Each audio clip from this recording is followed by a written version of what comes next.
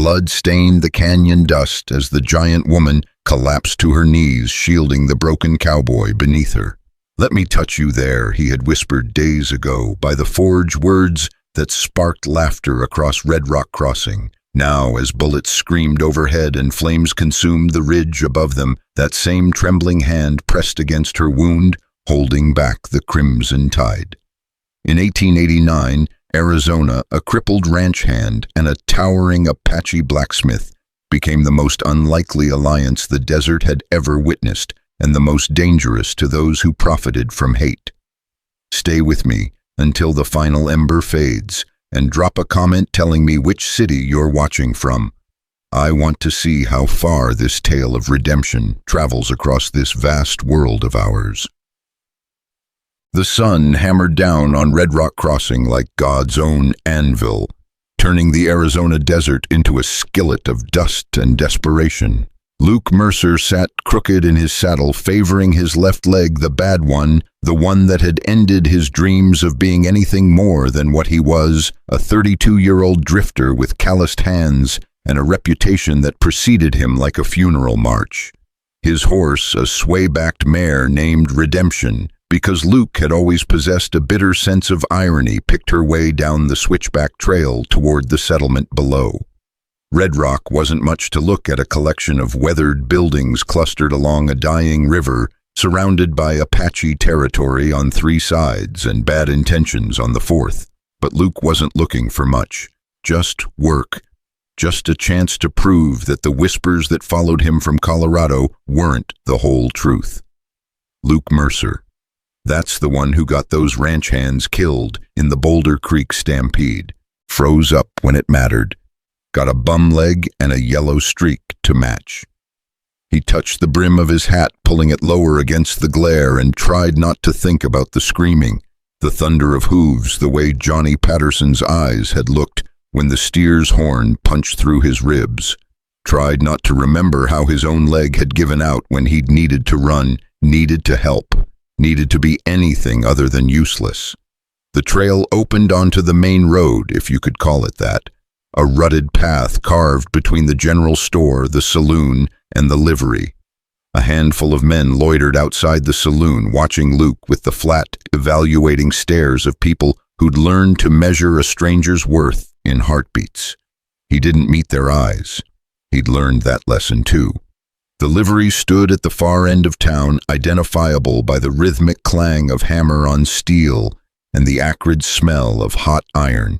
Luke dismounted slowly, wincing as his bad leg took his weight.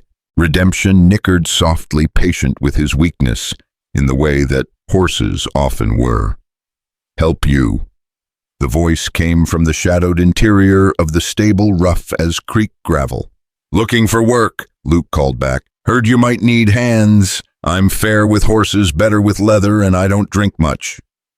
A man emerged from the darkness, 60 if he was a day, with a smith's broad shoulders gone to seed and eyes that had seen too many men come through looking for redemption they'd never find.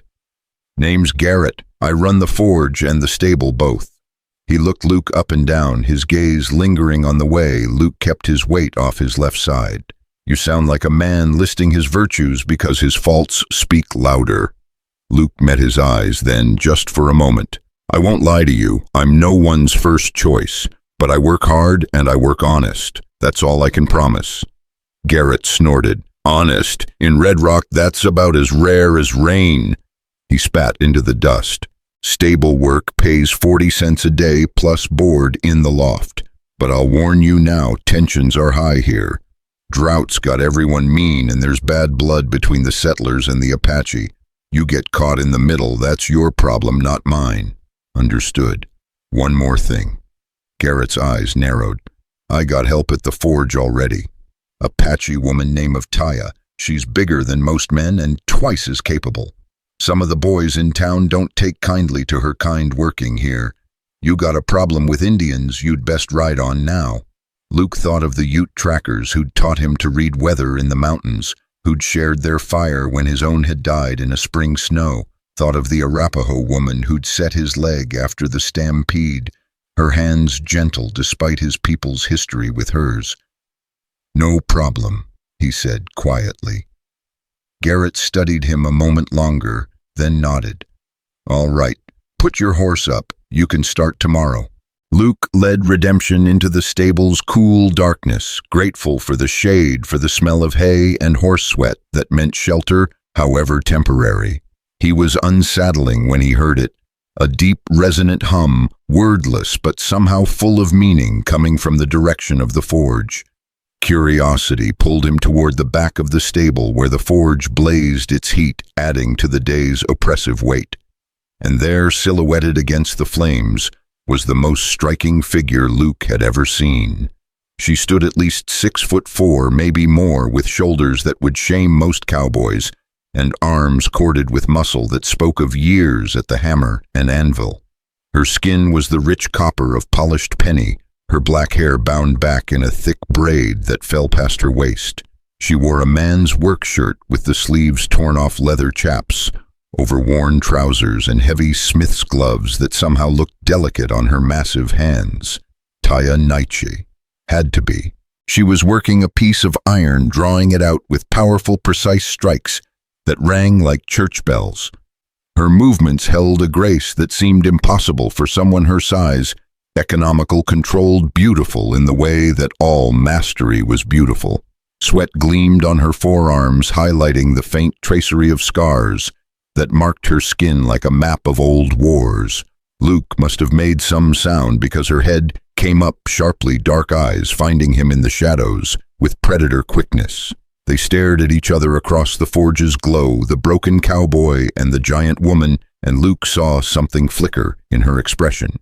Not fear, not quite wariness, more like resignation, as if she'd already written the script of their encounter in her mind and knew how it would end. "You're the new hand." Her voice was deeper than most women's, colored with an accent that turned her words into something almost musical. "Luke Mercer, ma'am." Her lips twitched, not quite a smile. "Ma'am, when's the last time someone called me that?" She turned back to her work, dismissing him. "Stay out of my way, Luke Mercer, and we'll get along fine." He should have left it at that.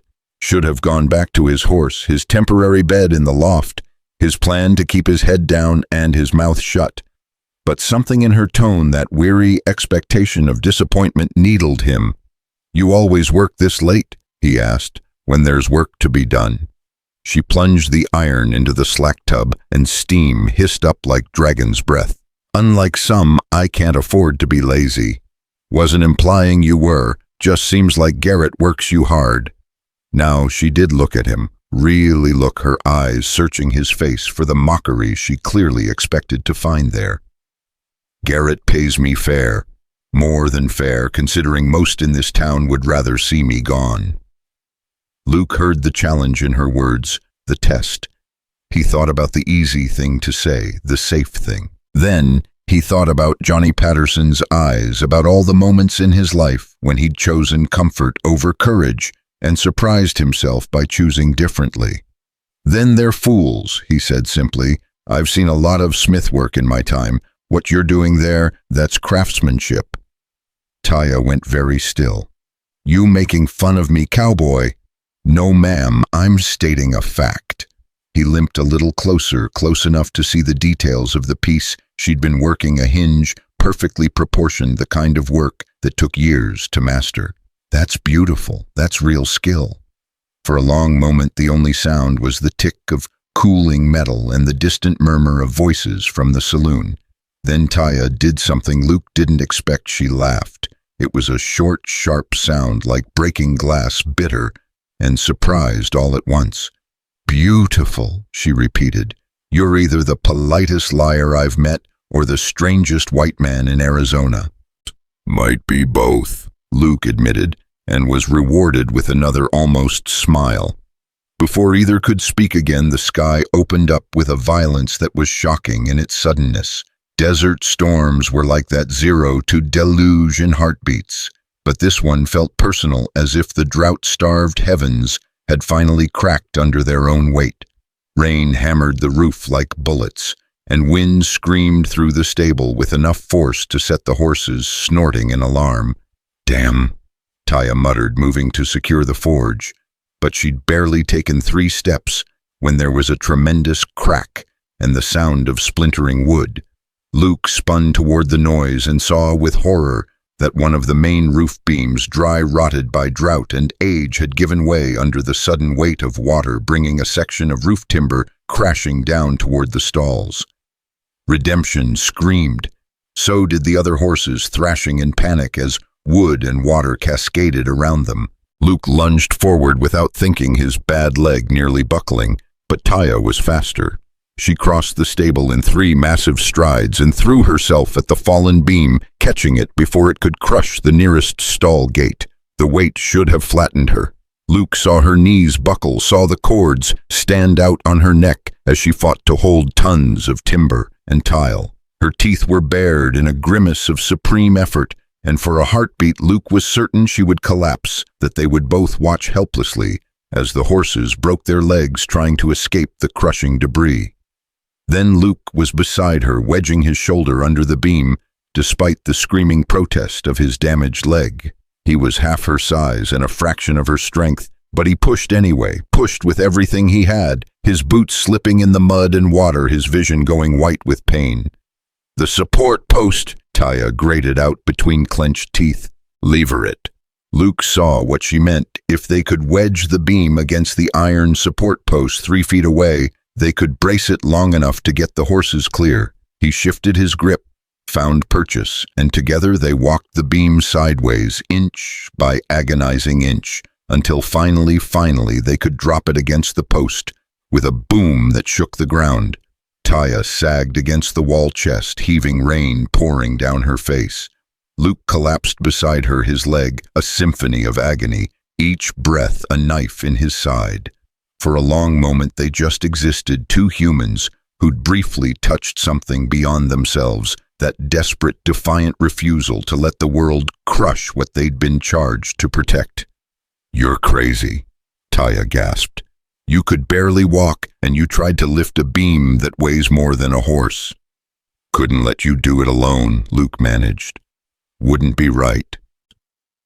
She turned her head to look at him, rain streaming down her face like tears, and something in her expression had changed.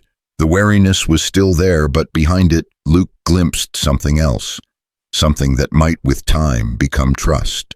"Why?" she asked softly. "Why help? You don't know me.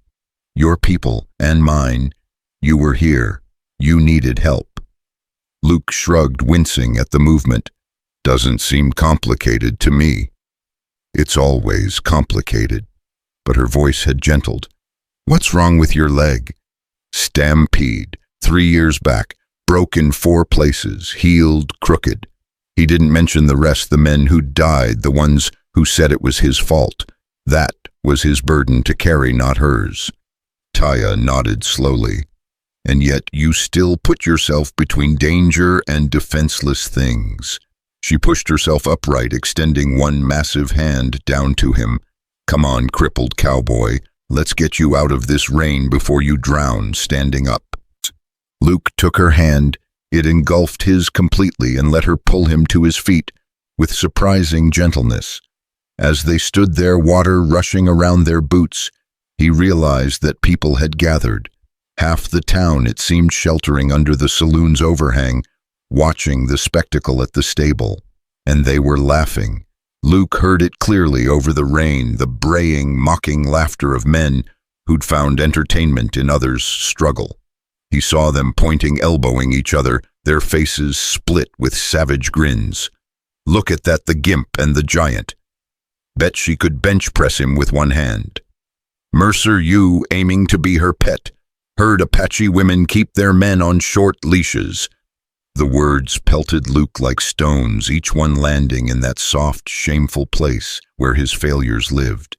He felt his face burning, felt the old instinct to shrink, to disappear, to become small enough that their mockery would pass over him. His hand started to slip from Taya's, but she held on.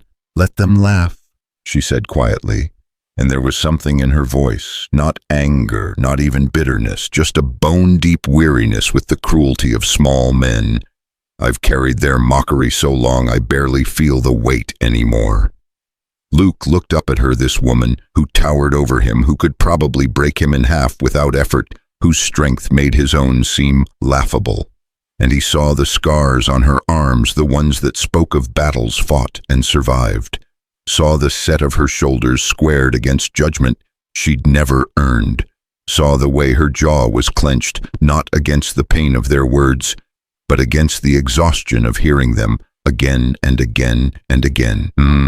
You shouldn't have to, he said. She looked down at him, surprise flickering in those dark eyes. What? You shouldn't have to carry it. Their fear dressed up as jokes, their smallness. Luke turned to face the crowd, even though his leg was screaming, even though he knew what it would cost him. You look like someone who carries more than her share. The laughter died, not all at once, but like a fire starved of air, it guttered and went out. The men under the saloon's overhang shifted uncomfortably, suddenly finding their boots fascinating, their drinks urgent. Taya's hand tightened around his just a fraction, just for a moment. But Luke felt the tremor that ran through her, felt the weight of being seen, not as a curiosity, not as a threat, just as a person who'd been carrying the world and deserved to set it down. Come on, she said, her voice rough. Let's get those horses calmed before they break something. They worked together in the rain-soaked stable, speaking little, moving around each other with the cautious coordination of people learning a new dance. Luke discovered that Taya had a gift with the animals her size, which might have frightened them, seemed instead to calm them, as if the horses recognized in her something ancient and trustworthy. She sang to them in Apache low songs that seemed to come from the earth itself, and one by one the panicked animals gentled. By the time Garrett returned, having waited out the storm in the saloon like a sensible man, the worst of the damage was secured. The horses were settled, and Luke and Taya were wringing out their clothes by the forge's revived fire. Hell of a storm, Garrett said, surveying the partially collapsed roof. Hell of a mess, but I see you two managed. His gaze moved between them, sharp and assessing. Heard there was some excitement, heard some other things too. Beam came down, Taya said neutrally. We braced it, horses are fine. And the town's opinion of my new hand. Luke met his eyes. I imagine it's about what it was before low. Garrett grunted. Lower, probably. Men don't like being shown up, especially by a gimp and a... He caught himself. My people, they've decided, aren't worth their respect. He pulled out a flask, took a pull, and offered it to Taya, who shook her head. Word of advice, Mercer. You've made yourself interesting. In a place like Red Rock, that's about the most dangerous thing a man can do. Didn't set out to be interesting, just tried to do right. Yeah, well, right and smart don't always shake hands. But Garrett's expression had softened slightly. You can both knock off for the night. Taya, take tomorrow morning. Lord knows you've earned it. Mercer, you're still on starting tomorrow afternoon. Try not to cripple yourself worse before then. After Garrett left, Luke and Taya stood by the forge in uncomfortable silence. The rain had stopped as suddenly as it started, leaving the desert air clean and sharp, full of the smell of wet creosote and possibility. Thank you, Taya said finally, for helping, for what you said. Meant to every word. I know. She turned to look at him fully, and Luke saw something in her expression he couldn't quite name. Not attraction. This wasn't that kind of moment. Something deeper, maybe. Recognition. Most white men who come to Red Rock, they look at me like I'm either a curiosity or a threat. You looked at me like I was just a person trying to do my job. That's all any of us are, isn't it? People trying to do our jobs, carry our loads, get through the day. Taya smiled, then a real smile that transformed her face from stern to something almost gentle. You're either very wise or very naive, Luke Mercer. I haven't decided which. Probably both, Luke said, echoing his earlier words. Seems to be my way. She laughed, really laughed this time, a sound that was warm and genuine, and seemed to surprise her as much as it surprised him. Get some rest, crippled cowboy. Tomorrow you'll learn what it really means to work for Garrett. Luke watched her walk away into the twilight, her massive frame moving with that Same unexpected grace he'd noticed earlier. Behind him, redemption nickered softly, and Luke turned to stroke her nose. "Yeah, girl," he murmured. "I know, I'm probably in trouble, but maybe it's the kind of trouble worth finding." He climbed the ladder to the loft, every muscle screaming, his leg throbbing with a vengeance that promised a sleepless night. But as he lay in the hay, listening to the horses below and the distant sounds of Red Rock settling into its evening rhythms, Luke Mercer felt something he hadn't felt in 3 long years. Hope. Small, fragile, probably foolish, but hope nonetheless. The kind that came from being seen, from seeing someone else, from that brief moment when two people decided that maybe, just maybe, the world didn't have to be quite as cruel as everyone kept insisting it was. Outside, the stars came out one by one, ancient light, touching a desert that had witnessed 1,000 such moments. Small rebellions against the darkness, tiny fires lit against the night. In the morning, Luke would learn that his simple act of respect had consequences. That in Red Rock Crossing, where drought had turned neighbors into enemies, and fear had poisoned wells deeper than any lack of water being decent, was a kind of declaration. But tonight, he just slept and dreamed of a giant woman with gentle hands and wondered what tomorrow would bring. Dawn came to Red Rock Crossing like a promise, half-kept pale light, bleeding across the horizon, touching the red cliffs with fire, but bringing no coolness to chase away the night's accumulated heat. Luke woke to the sound of hammering and realized with a guilty start that the sun was already well up. His internal clock, usually reliable as a railroad timepiece, had failed him completely. He scrambled down the ladder, his leg protesting every step, and found the stable already alive with activity. Garrett was directing 2 Apache men in repairing the damaged roof section, while Taya worked the forge with that same hypnotic rhythm he'd witnessed the night before. She glanced up as he emerged, hay still clinging to his shirt, and something that might have been amusement flickered across her face. "Sleep well, crippled cowboy. Like the dead," Luke admitted, brushing at his clothes. "Sorry, should have been up hours ago." "Garrett gave you afternoon start, remember?" She plunged a piece of iron into the slack tub and steam rose like spirits ascending. "Besides, after last night, figured you earned the rest." Luke wanted to say something, thank you maybe, or some acknowledgement of the strange kinship that had formed between them in the rain, but the words tangled in his throat. Before he could untangle them, one of the ranch hands from the neighboring spread rode up, a tall man with a face like weathered leather and eyes that held the flat wariness of someone who'd learned to expect trouble. "Need a shoe reset," the man said, not quite looking at Taya. "Back left. Through it coming down the canyon trail." "Bring him around," Taya replied, her voice carefully neutral. Luke watched the interaction with growing understanding. The ranch hand's body language spoke volumes, the way he angled himself away from Taya, the way his jaw clenched when she approached his horse, the way he flinched almost imperceptibly when her hand touched the animal's leg. Not fear exactly, something worse. Revulsion wrapped in the veneer of civility.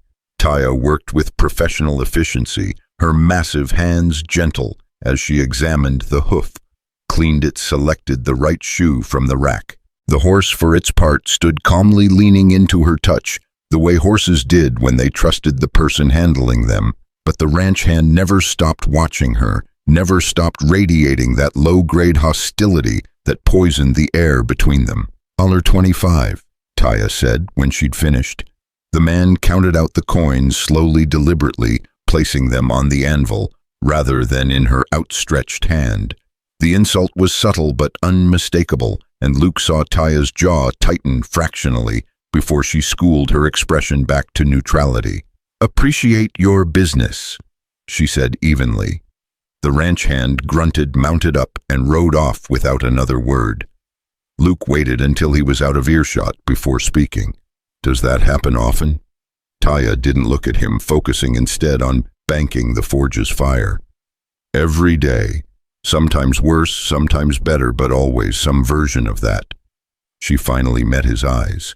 "You get used to it. Should you have to?"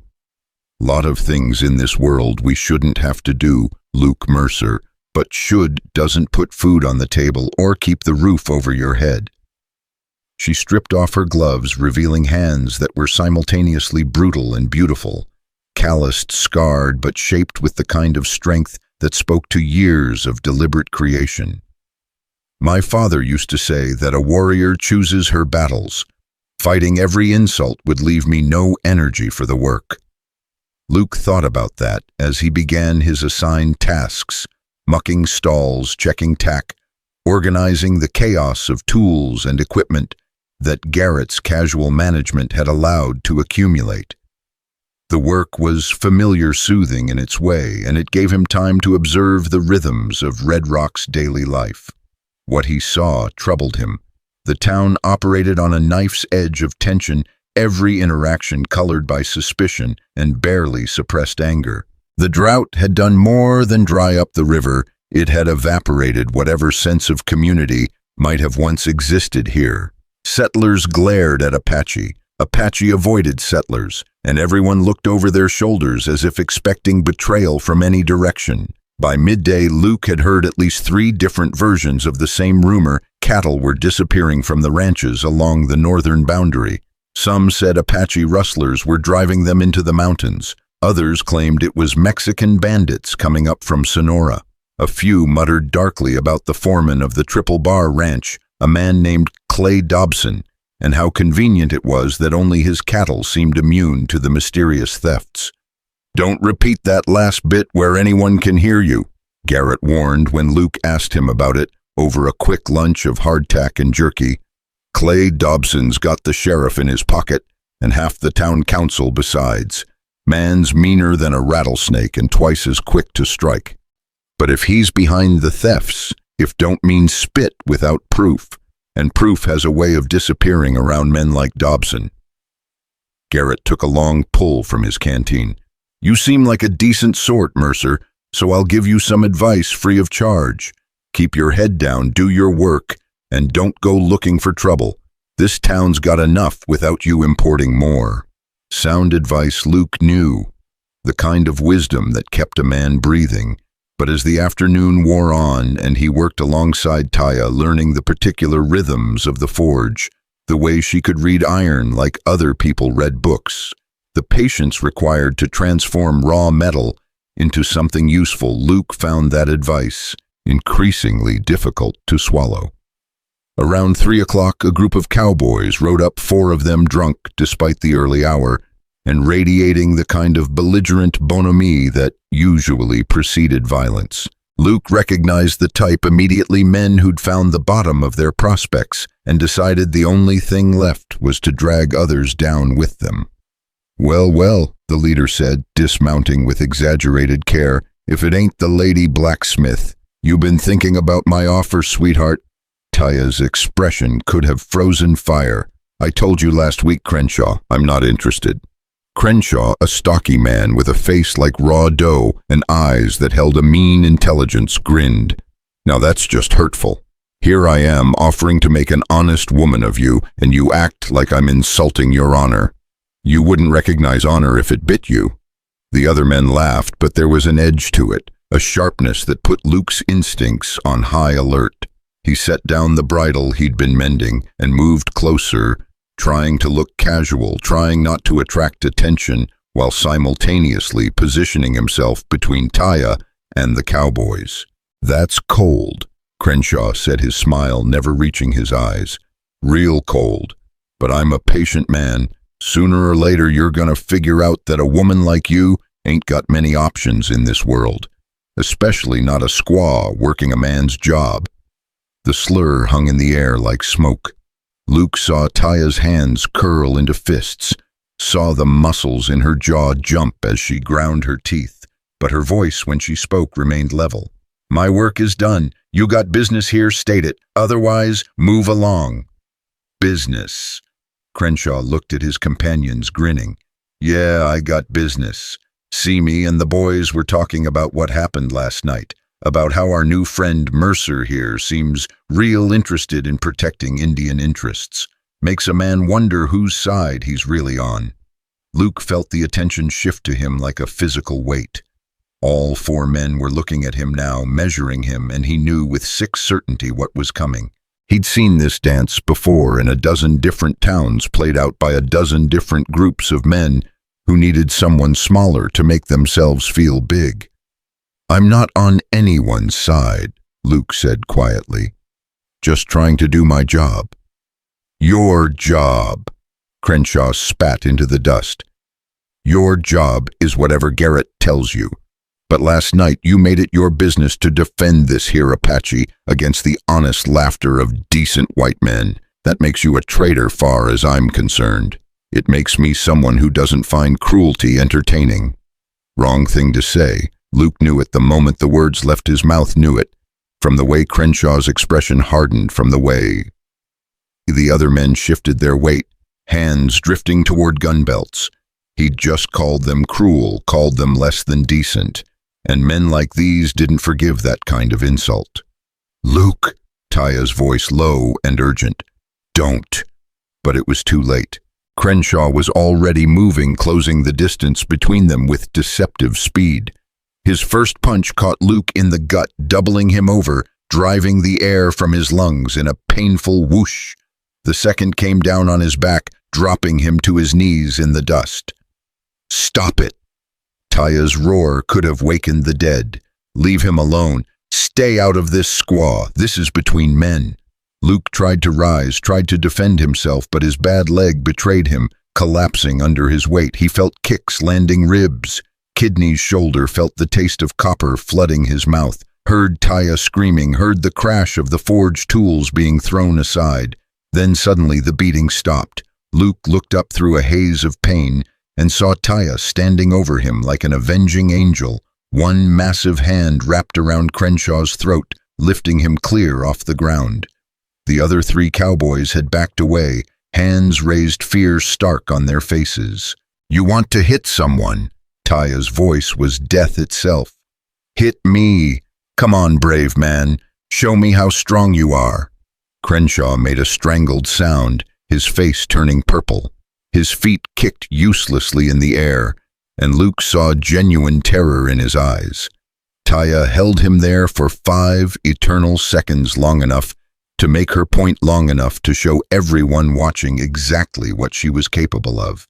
Then she threw him, literally threw him, sending him sprawling 10 feet away to land in a choking heap.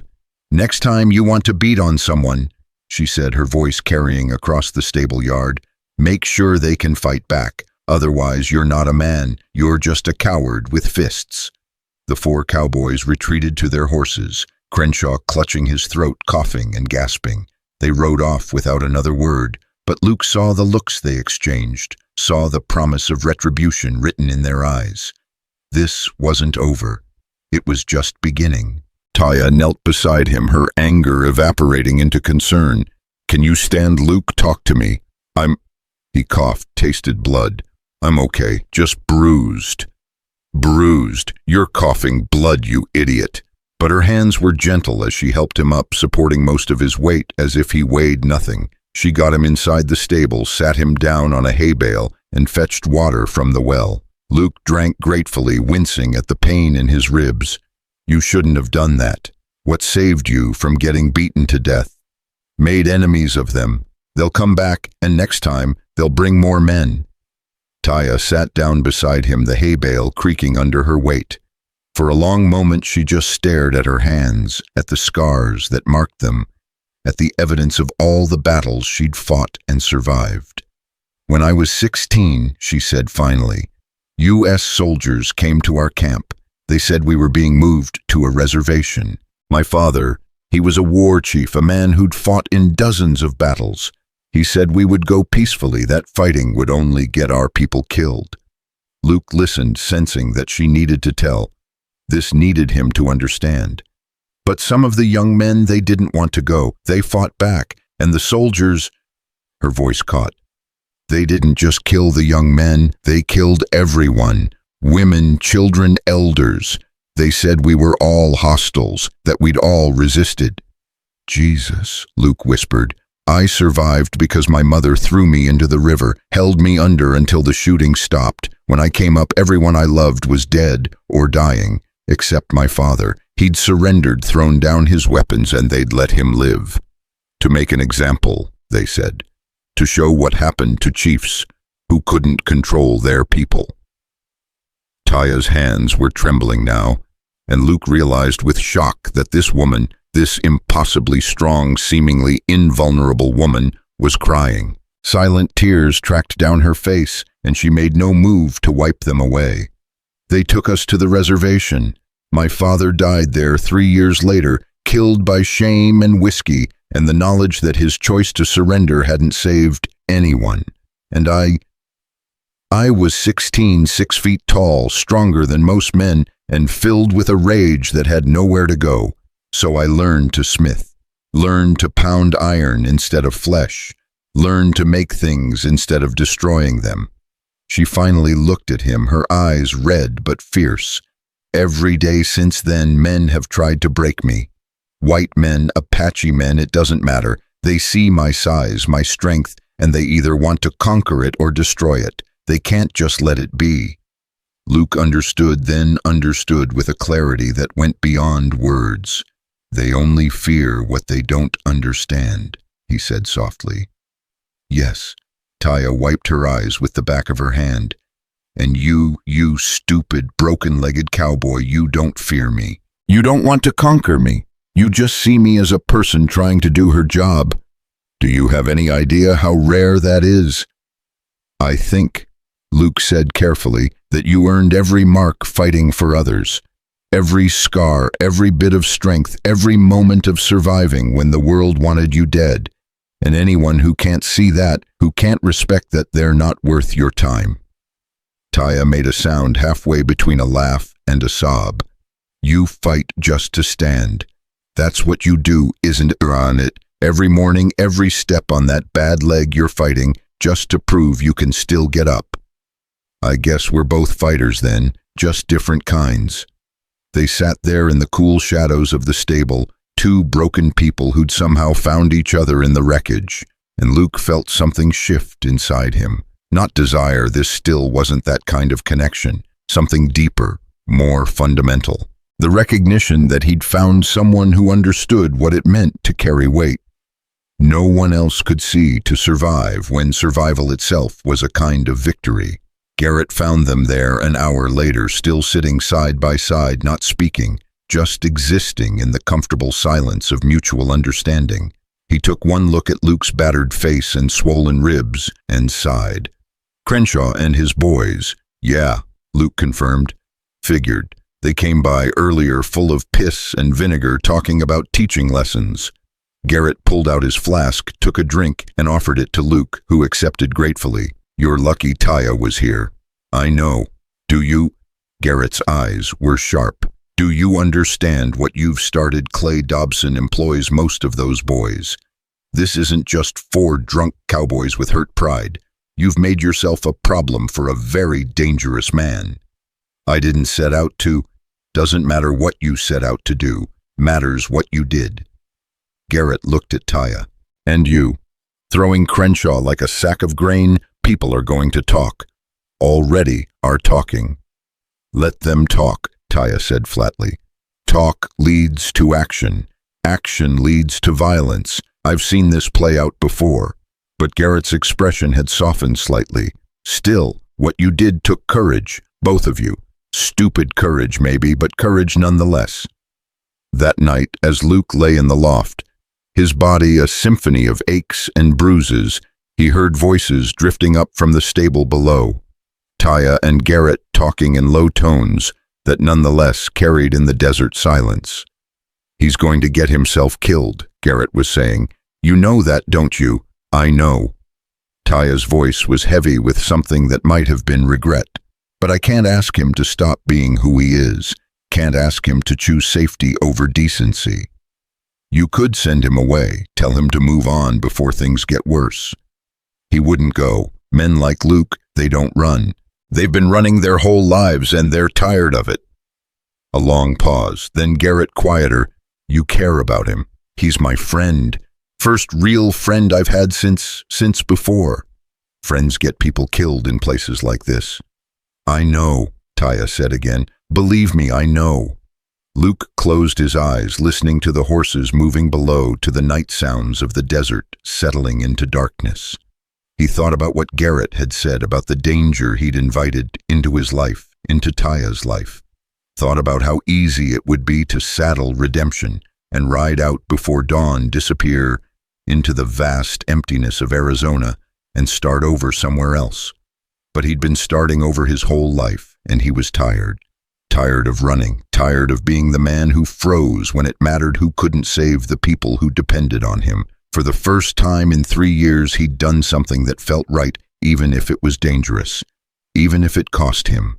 And he'd found someone who understood, someone who carried her own weight of sorrow and survival, who'd offered him the gift of being seen without judgment. He couldn't abandon that, wouldn't. So instead he slept and dreamed of red cliffs and dying rivers, of a giant woman with gentle hands and fierce eyes, of the price of standing when the world wanted you to kneel. And when morning came, he rose again, limped down the ladder, and went back to work. Because that's what you did. You got up, you carried on, you fought just to stand. And sometimes, if you were lucky, you found someone worth standing beside. The week that followed moved like a storm gathering on the horizon, slow, inevitable, carrying the promise of violence in every cloud. Luke's ribs healed slowly, painting his torso in spectacular shades of purple and yellow, but the real damage was harder to see.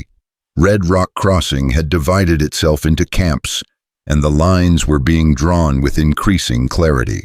On one side stood Clay Dobson and his men, the Triple Bar ranch hands, the cowboys who drank at the Silver Dollar Saloon, the settlers who saw the Apache as a problem that needed solving.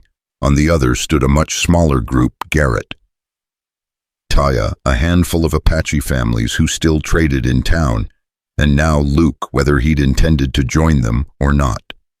Most of the town tried to stay neutral, but neutrality was becoming a luxury no one could afford. Luke learned this the hard way when he went to the general store for supplies and found the owner, a nervous man named Peterson, suddenly unable to extend credit. Nothing personal, Mercer, Peterson had said, not meeting his eyes. But Dobson's boys, they made it clear that anyone doing business with certain folks might find themselves having supply problems. You understand. Luke understood. He paid cash, watched Peterson's hands shake as he counted the coins, and left without another word. Taya faced worse. Someone painted words across the front of the stable one night, ugly words that Luke scrubbed off before she could see them, though he knew from her expression the next morning that she'd heard about it anyway. A group of women from the church auxiliary started a petition to have her removed from town, claiming her presence was unseemly and a corrupting influence on Christian values. Christian values, Taya had said bitterly, showing Luke the notice that had been nailed to the stable door. They wouldn't know Christ if he washed their feet himself. He broke bread with outcasts and sinners, and they condemn me for the crime of being born Apache. Through it all, the cattle kept disappearing. 3 more head from the Morrison spread, 5 from the Lazy K. Always at night, always without witnesses, always leaving just enough evidence to point fingers at the Apache camps in the foothills. The whispers grew louder, more insistent.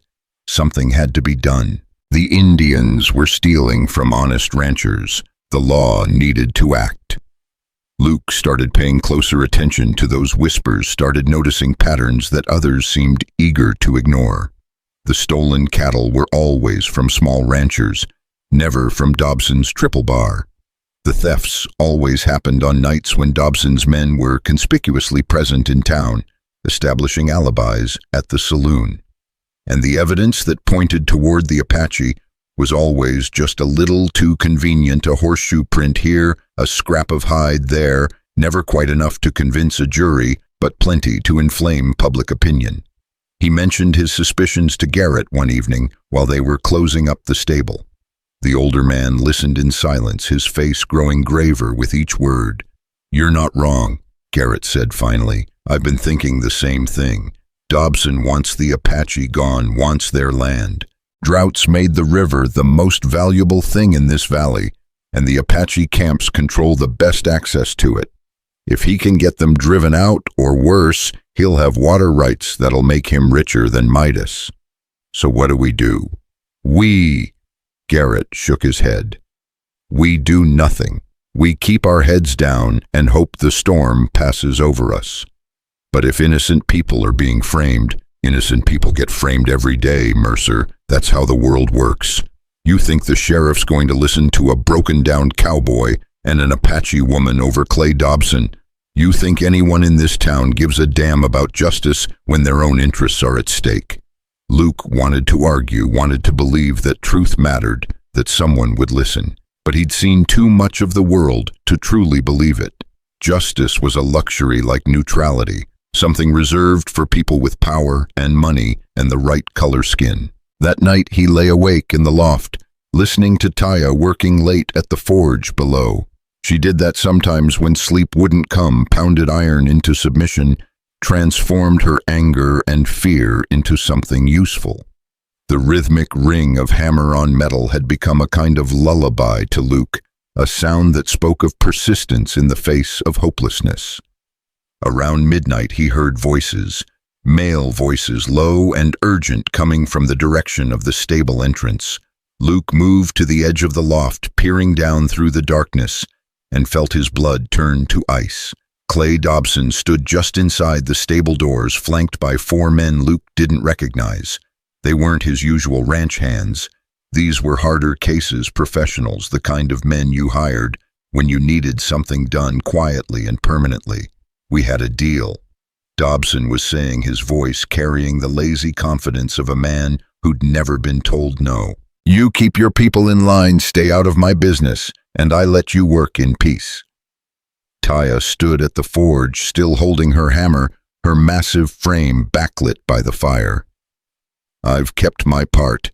Haven't caused any trouble. Haven't caused trouble. Dobson laughed, a sound like breaking glass. You and that cripple you've befriended have been stirring up more trouble than this town's seen in years. People are asking questions. Questions I don't appreciate. Questions about your cattle thefts, you mean? The air went deadly still. Luke saw Dobson's expression harden, saw his hand drift toward the pistol at his hip. Careful, squaw. That's a serious accusation. It's the truth. Everyone knows it. They're just too afraid of you to say it out loud. Smart people are afraid. Fear keeps the world running smooth. Dobson took a step closer. But you never did learn to be afraid, did you? That's your problem. That's always been your problem. Taya raised the hammer slightly, a subtle warning. State your business and leave. I've got work to finish. Your work is finished. As of tomorrow, you're done in this town. Garrett's been convinced to let you go. Something about needing to cut costs, difficult times, you understand. And once you're gone, your people lose their only foothold here. No work means no money. No money means they'll have to move on. Simple as that. Luke could see Taya's jaw clenching, see the way her knuckles had gone white around the hammer's handle. But her voice remained steady. Garrett wouldn't do that. He's a fair man.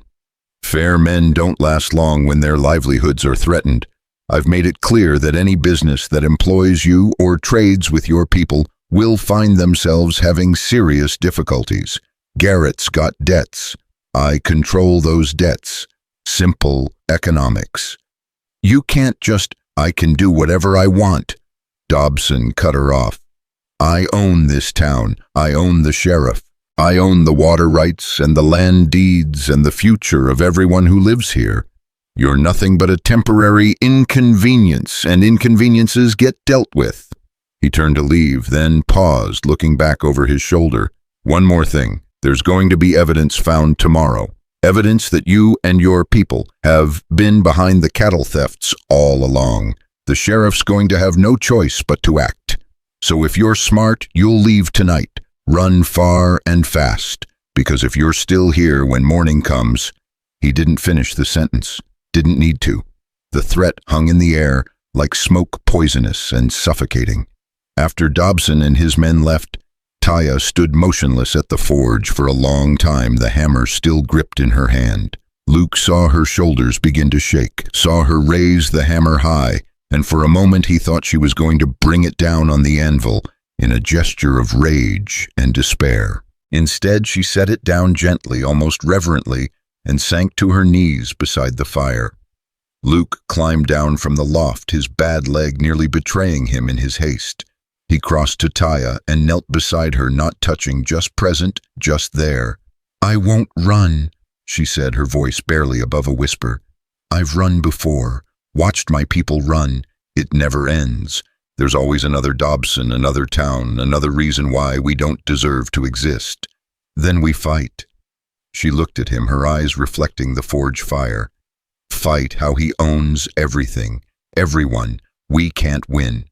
Maybe not, but we can make it cost him. We can tell the truth, show people what he's doing. People don't care about truth. You said it yourself, they care about their interests, and their interests align with Dobson's." Luke knew she was right, knew that logic and evidence wouldn't sway people who'd already decided what they wanted to believe. But he also knew that sometimes you had to try anyway, had to stand up even when standing meant getting knocked down, because the alternative was surrendering to the darkness completely. "My father used to say," Luke began slowly, "that courage wasn't about winning, it was about showing up, about being willing to lose everything for something that mattered. I didn't understand what he meant until..." He stopped, the memory of the stampede rising up like bile. "Until I learned what it felt like to not show up, to freeze when people needed me, to carry that weight for the rest of my life." Taya reached out and took his hand, her massive palm engulfing his. "You showed up for me, in the rain when the beam fell, in the yard when Crenshaw beat you, every day since, even though it's cost you everything. Hasn't cost me everything yet. It will. Tomorrow when Dobson plants his evidence, when the sheriff comes, it'll cost us both everything." Luke squeezed her hand. "Then let's make sure it counts for something." They spent the rest of the night preparing. Luke rode out to the Apache camps in the foothills, warned them. What was coming, told them to move the women and children to the deeper canyons where Dobson's men couldn't easily reach. Taya gathered what proof she could, scraps of conversation, overheard dates, when cattle had disappeared matched against nights, when Dobson's men were in town, patterns that pointed to a deliberate campaign of theft and framing. It wasn't much, it wouldn't be enough, but it was something. Dawn came too quickly, painting the desert in shades of blood and gold. Luke returned to find Garrett already at the stable, his face haggard, aged 10 years overnight. "I'm sorry," the old man said, the words heavy as stones. "I tried to hold out, but Dobson, he's got my notes, my loans, everything. If I don't let Taya go, I lose it all. The stable, the forge, everything I've built." "I know," Taya said softly. "I understand. I wish there was another way. I wish I was stronger." "You're plenty strong. You're just human." She smiled sadly. "We're all just human in the end." Luke was about to say something, he didn't know what, just something to fill the terrible silence, when the sound of hoofbeats shattered the morning peace. A dozen riders came thundering into the stable yard, led by the sheriff, a corpulent man named Briggs, who'd long since sold whatever integrity he might have once possessed. "Taya Naichi," Briggs called out, his voice carrying the false authority of a weak man given temporary power. "You're under arrest for cattle theft and conspiracy." Taya stood her ground, towering over the mounted men. "On what evidence?" Briggs gestured to one of his deputies, who held up a branding iron, the distinctive triple bar mark. "Found this hidden in the ravine behind the Apache camps, along with fresh hides from stolen cattle. You're the ringleader, using your position here to scout targets and pass information to your people." "That's a lie. You know it's a lie." "I know what the evidence says." Briggs dismounted, pulling out iron shackles that looked absurdly small in his hands. Now you can come peaceful, or we can do this the hard way. Your choice." Luke stepped forward. "Sheriff, that evidence was planted. Clay Dobson has been—" "Careful, Mercer," Briggs warned. "Interfering with a lawful arrest is a crime. Unless you want to join the squaw in jail, you'll shut your mouth and step aside." "I saw Dobson's men in the stable last night. They threatened her, told her to run, said evidence would be found. You're executing his plan, not upholding the law." Briggs' face reddened. "That's slander against a respected member of this community. I could arrest you right now for defamation." "Then do it. Arrest me. Put me on trial. Let me testify under oath about what I witnessed." For a moment, Luke thought Briggs might actually take him up on the offer. But then one of Dobson's men, Luke recognized him as one of the professionals from the night before, leaned down and whispered something in the sheriff's ear. Briggs's expression shifted from anger to calculation. "No need for that," he said smoothly. "You're just a misguided fool who doesn't understand the situation. Best you go pack your things and move on before you get yourself hurt." "I'm not going anywhere." "Luke," Taya said urgently, "don't. This isn't your fight." "The hell it isn't." Luke turned to face the assembled riders, knowing how he must look a crippled cowboy, barely 30 years old, facing down armed men with nothing but words and foolish conviction. "Every person here knows what's really happening. You know Dobson's behind the thefts. You know he's framing the Apache to steal their land and water rights. You know this arrest is a sham." "So what we know," said one of the other deputies, a young man who at least had the decency to look uncomfortable, "is that we've got evidence and we've got orders. That's all the law requires. The law requires justice." "Justice is what people with power say it is," Briggs said flatly. "Now step aside, or by God, I will have you arrested for obstruction." Luke looked at Taya, saw the resignation in her eyes, saw her preparing to surrender because fighting would only make things worse for her people, saw her choosing their safety over her own freedom just as she'd been doing her entire life. And something inside him, that part that had frozen during the stampede, that had failed when it mattered most, finally broke free. "No," he said simply. Everything happened at once. Luke moved to place himself between Taya and the sheriff. Briggs reached for his gun. One of Dobson's men spurred his horse forward, and Taya, magnificent, impossible. Taya swept Luke aside with one arm, while simultaneously grabbing the sheriff's gun hand with the other, twisting it up and away with a strength that made Briggs cry out in pain. "Nobody draws on him," she snarled, her voice carrying across the yard like thunder. "You want me, fine. Arrest me, jail me, hang me if that's what Dobson paid you to do, but Luke Mercer doesn't get hurt. That's my condition." "You don't get to make conditions." Briggs gasped, trying to free his hand. "I just did." She released him, stepped back, and held out her wrists for the shackles. "I'll come peacefully, but if anyone touches Luke, if anyone even looks at him wrong, peaceful becomes a memory real quick. We clear." Briggs rubbed his wrist, his face twisted with humiliation and rage. But he must have seen something in Taya's eyes, some promise of violence that even his borrowed authority couldn't protect him from, because he nodded curtly.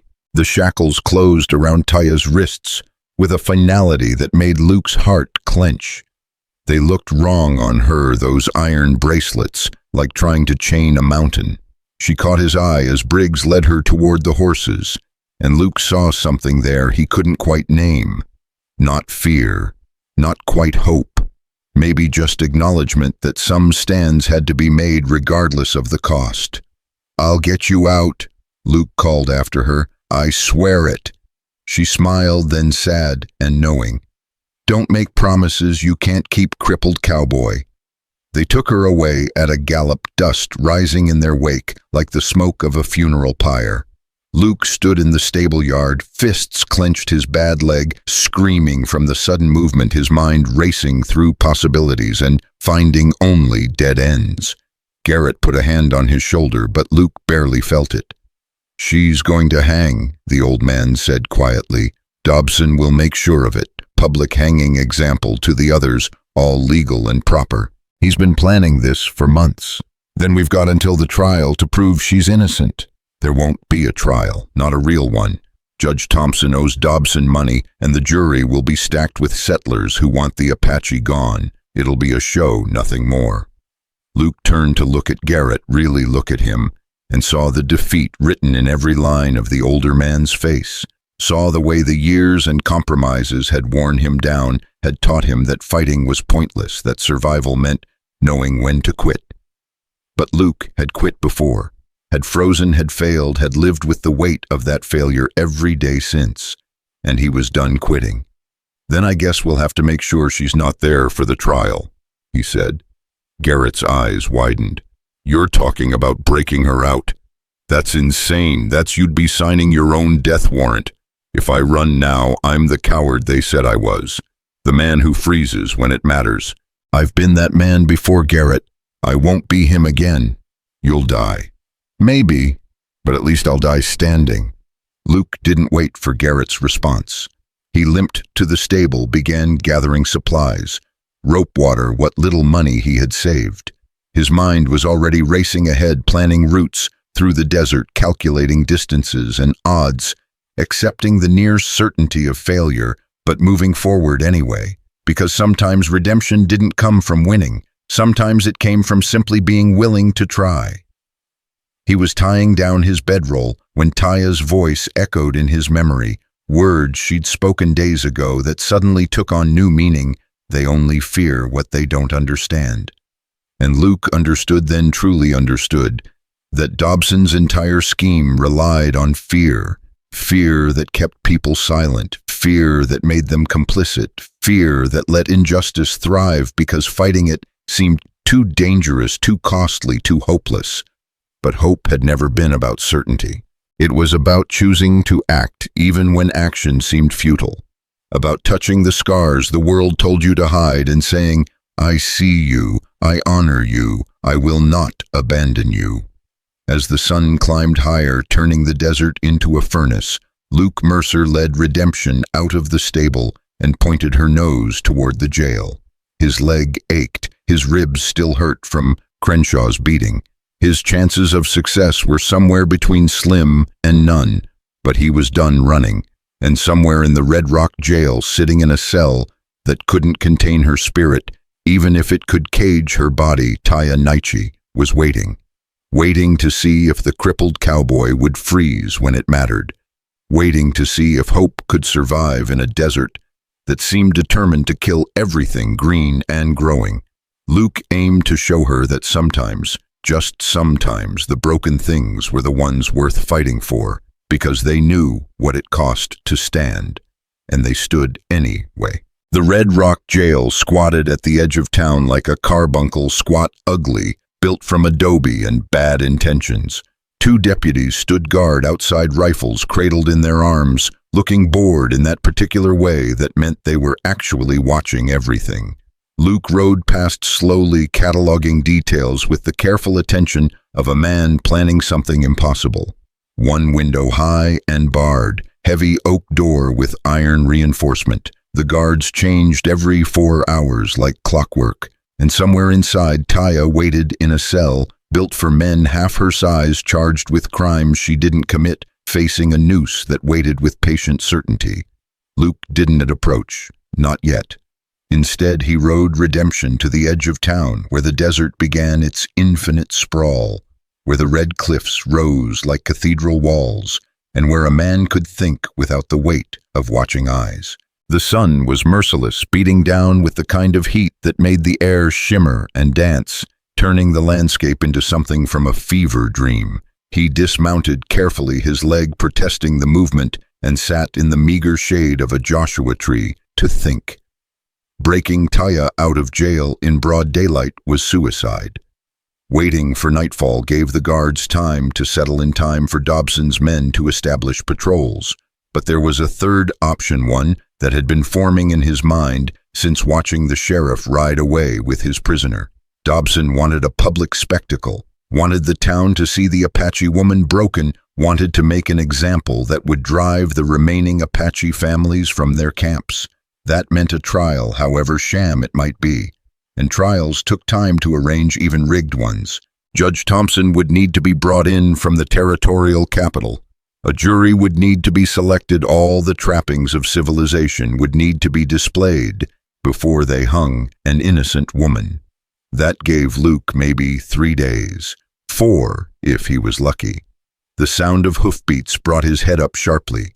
4 riders approached, moving fast, and Luke's hand went instinctively to the pistol he'd borrowed from Garrett's collection. But as they drew closer, he recognized the lead rider, one of the Apache men from the camps, a tracker named Nalte, who'd helped move the women and children to safety. "Luke Mercer," Nalte said, reining in his horse. His face was grim, carved from the same hard stone as the cliffs around them. "We heard what happened, heard you tried to stop them from taking Taya. Tried and failed, but you tried, that matters." Nalte dismounted, and the others followed. 3 more Apache men, all young, all carrying the kind of barely controlled rage that came from a lifetime of injustice. "We're going to break her out, tonight. We wanted you to know in case you wanted to ride clear before it happens." Luke studied them, saw the determination in their eyes, saw also the recklessness of young men who'd never planned a jailbreak and didn't understand what they were walking into. "How many men does Dobson have watching the jail?" 2 outside, maybe 2 more inside." "You're wrong. There's 6 outside, rotating positions to cover all approaches. At least 4 inside, probably 6. And they're not town deputies, they're professionals. Men who kill for money and don't ask questions." Nalte's eyes narrowed. "You've been watching." "I've been thinking. Dobson knows her people will try something. He's counting on it. You ride in there tonight, you'll be cut down before you reach the door. And then Dobson gets to say the Apache are violent criminals who attacked a lawful jail. Gets to use it as justification to drive your families off their land permanently." One of the younger men spat into the dust. "So we do nothing. Let our sister hang." "I didn't say that." Luke pushed himself to his feet, grimacing as his leg took his weight. "I said charging in gets you killed. But there's another way, harder, riskier, but with a chance of actually working." The 4 men exchanged glances. Finally, Nalte nodded. "We're listening." Luke outlined his plan, such as it was more a collection of desperate ideas than an actual strategy, but it was all he had. The trial would be held in 3 days. Judge Thompson would arrive tomorrow, giving Dobson time to arrange his circus. During the trial, Taya would be moved from the jail to the courthouse, 100 yards of open ground, with every able-bodied man in Red Rock watching. That's when Dobson would be expecting trouble, when his guards would be most alert, which meant the time to act was the night before. "The guards will be tired from extra shifts," Luke explained. "Dobson will be focused on the trial preparations. And there's a supply wagon coming in from Silver City. I heard Peterson talking about it at the general store. It's scheduled to arrive around midnight with flour and canned goods. The deputies will be distracted helping unload." "So we hit them during the unloading," Nalte said slowly. "Fast and quiet." "Not quite. We used the distraction to get me inside. I know the jail layout from when they arrested Taya. The cells are in back, separated from the main office by a heavy door. I get through that door, get Taya out, and we go through the back window. You'll have horses waiting in the ravine behind the jail." One of the younger men shook his head. "That back window is barred. Even Taya's strength couldn't bend those bars." "We don't bend them, we remove them." Luke smiled grimly. "Those bars are set in adobe, same as the walls. Adobe's tough, but it can be dug out if you have time and the right tools. I can do it from inside while the guards are occupied with the wagon." "And if something goes wrong," Nalte asked, "if they catch you, then you ride hard for the deep canyons and don't look back. No point in everyone dying." They argued the details for another hour, refining the plan, identifying weaknesses, accepting that success depended on a dozen things going right and nothing going wrong. It was a terrible plan, but it was the only plan they had. As the sun began its descent toward the horizon, painting the desert in shades of amber and shadow, Nalte clasped Luke's forearm in the traditional grip of warriors. "You're risking your life for one of our people, for someone who's not even your blood." "Why?"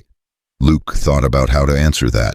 Thought about Johnny Patterson dying in the stampede, about 3 years of carrying guilt and failure, about a giant woman with gentle hands who'd been the first person in memory to see him as something other than broken.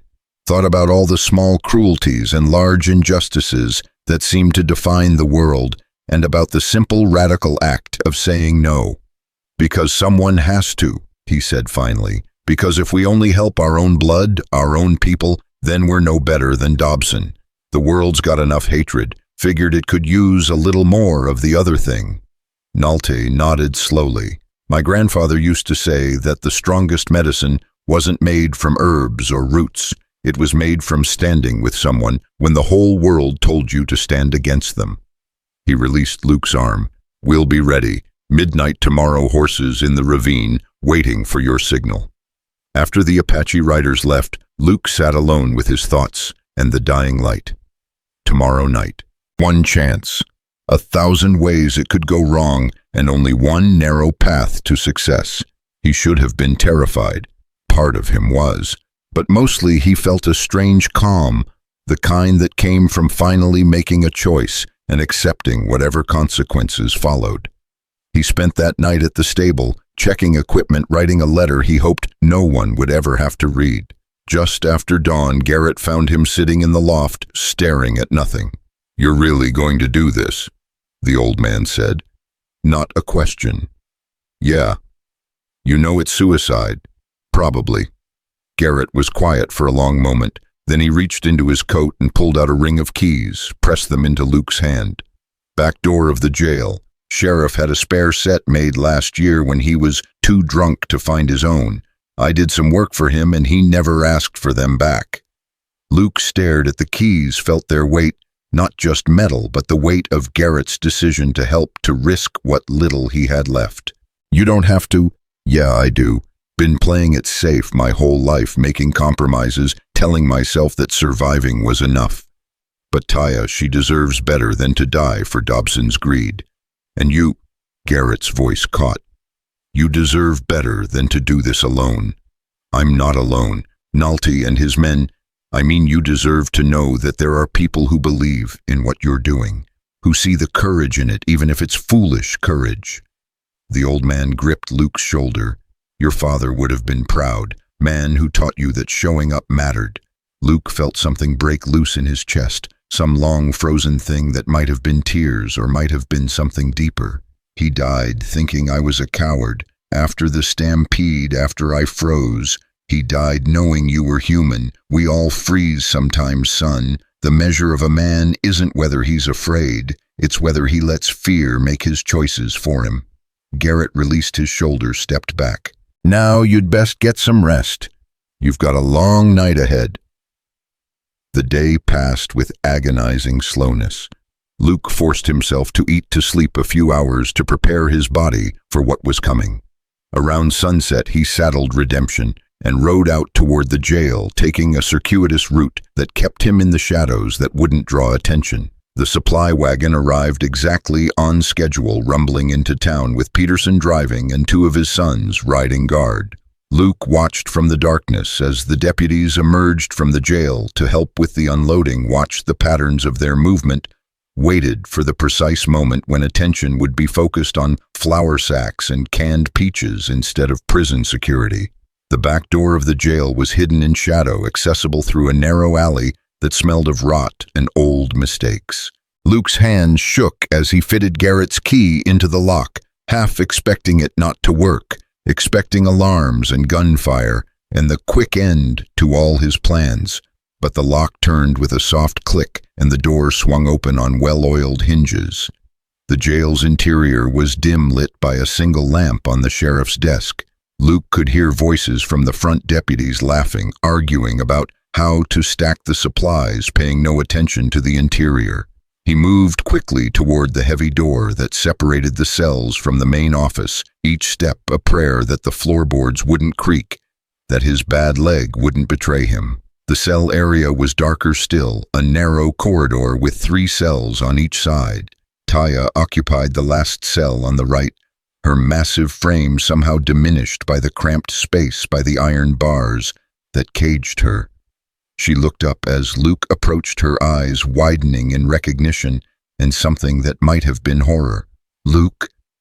Her whisper was barely audible. "What are you? You can't be here. If they catch you, then they catch me." He was already working on the lock, using the tools Nalte had provided, slender pieces of metal that felt fragile as hope in his trembling hands. "But they won't. We're getting you out."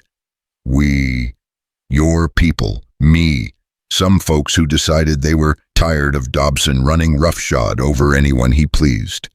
The lock resisted, and Luke forced himself to slow down, to feel the mechanisms, to remember the patience required for delicate work. Almost got it there.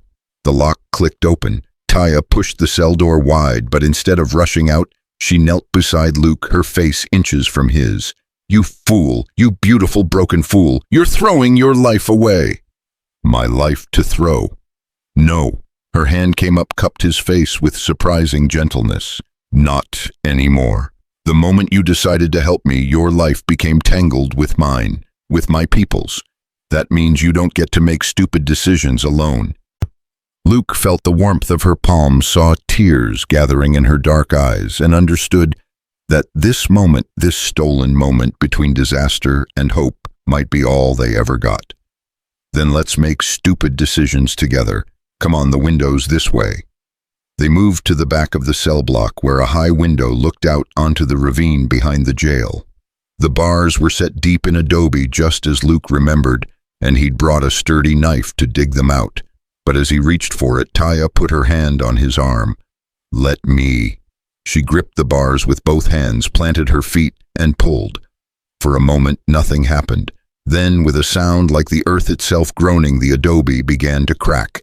Taya's muscles stood out like cables, her face contorted with effort, and Luke heard her breathing deep, controlled, the rhythm of someone who'd learned to harness pain and transform it into power.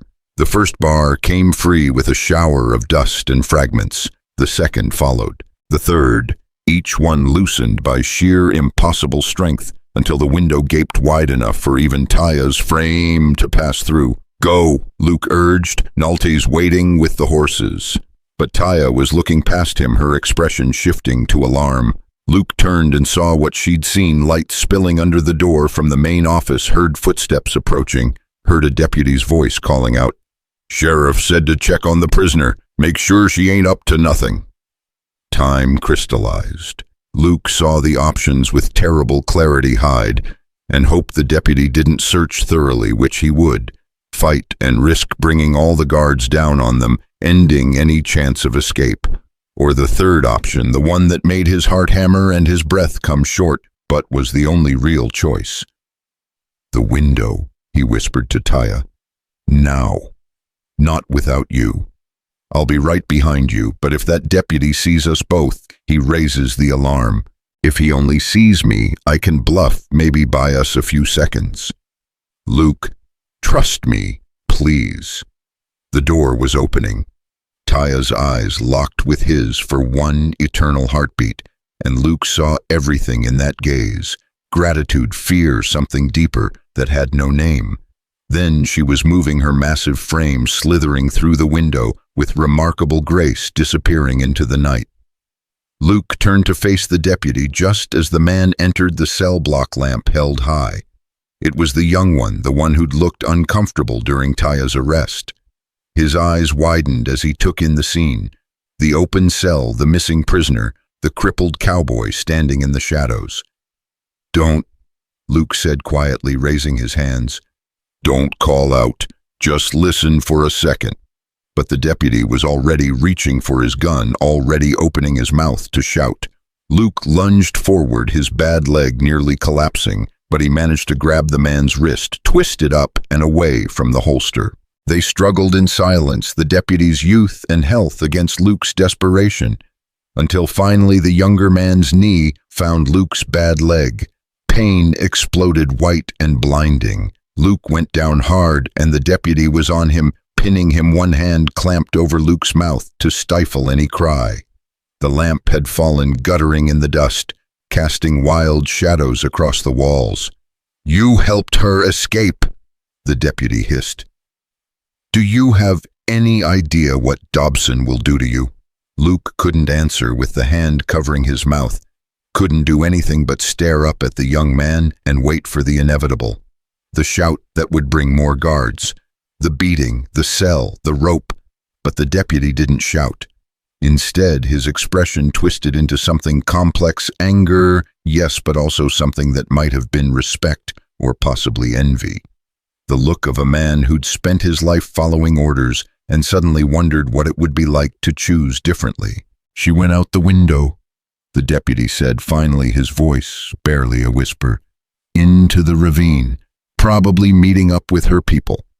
Luke nodded as much as he could with the hand still covering his mouth. "And you're the stupidest son of a bitch I've ever met. Breaking into a jail to free a prisoner, getting yourself arrested or killed for someone not even your kin." The deputy's grip loosened slightly. "Why?" Luke managed to turn his head enough to work his mouth free. "Because it was right. Because she's innocent and Dobson's guilty, and sometimes that has to mean something." The deputy was quiet for a long moment. Then, incredibly, he stood up, released Luke completely, and stepped back. "You've got about 30 seconds before the other guards wonder what's taking me so long. I'd suggest you use them wisely." Luke stared up at him, uncomprehending. You're letting me go." "I'm turning around to check the front cells because I thought I heard something. What you do in those 30 seconds is none of my concern." The deputy moved toward the door, then paused. "My sister married an Apache man. Good man, hard worker, never hurt anyone. Dobson's men beat him near to death last year for having the audacity to love outside his race. So when I say I understand why you did this, I understand." He was gone before Luke could respond, disappearing back into the main office. Luke heard him call out to the other deputies, heard something about checking the locks, heard the blessed sound of voices engaged in conversation that didn't include raising the alarm. Luke scrambled to the window, his legs screaming, his heart hammering so hard he thought it might burst from his chest. The drop to the ravine below was steep, maybe 12 feet, and he knew landing on his bad leg could cripple him permanently. But Taya's voice drifted up from the darkness below. "Jump, I'll catch you." He jumped. For one weightless moment, Luke hung suspended between the jail and freedom, between the life he'd known and whatever came next. Then massive hands caught him, cradling him as if he weighed nothing, and Taya was setting him gently on solid ground, her face split with a grin that was pure joy. "You crazy son of a bitch," she said. "You actually did it. We did it. Now run before—" The shout came from the jail above, not the young deputy, but one of the others, someone who'd finally noticed the open cell, the broken window. Lanterns flared to life, and Luke heard Dobson's voice rising above the others, heard the rage in it, the promise of violence. Nalty materialized from the shadows with 2 horses. Ride now." Luke hauled himself into the saddle, his leg a symphony of agony, and Taya swung up onto the other horse with fluid grace. They kicked their mounts into motion, just as the first shots rang out, bullets whining off the canyon walls, sparking against stone. The ravine was a nightmare of obstacles, boulders, scrub brush, sudden drops that could snap a horse's leg or send a rider flying. But Nalty knew this land like he knew. His own skin guiding them through the darkness with preternatural certainty, always moving, always one step ahead of the pursuit. Behind them, Luke heard more shots, heard men shouting, heard the thunder of hooves as Dobson's riders gave chase. The canyon narrowed to a bottleneck barely wide enough for a single horse, and Luke knew with sick certainty that this was where they'd die, trapped in a slot canyon with nowhere to run, picked off like fish in a barrel. but Nalte led them through, emerging into a wider section where two more Apache riders waited. In their hands they carried torches, and behind them, stacked against the canyon wall, Luke saw it a wagon unmistakable even in the darkness. A wagon loaded with crates marked with Dobson's brand. And those crates, Luke realized with dawning horror and wild hope, contained blasting powder. Dobson's been stockpiling it. Nalte said, his voice grim with satisfaction. Planning to blast a new road through Apache land straight to the river. We found it yesterday, moved it here. Luke understood immediately. You're going to seal the canyon, bury the entrance, give you time to get clear. But you'll be trapped on the wrong side. Dobson's men we know the deep trails, we'll make it out. Nalte gripped Luke's arm one final time. Take care of our sister, get her somewhere safe. Make this mean something. The pursuing riders were close now, their lanterns visible as bobbing points of light, their shouts echoing off the canyon walls. Nalte and his men positioned themselves with the torches, ready to light the fuses, ready to bring the mountain down. Go! Nalte shouted. Go now! Taya and Luke rode hard, spurring their horses toward the far end of the canyon. Behind them, Luke heard Nalte's war cry, heard the whoosh of torches meeting fuse, heard Dobson's men realize too late what was about to happen. The explosion was like the end of the world, a sound so massive it transcended hearing, becoming something felt in bones and blood.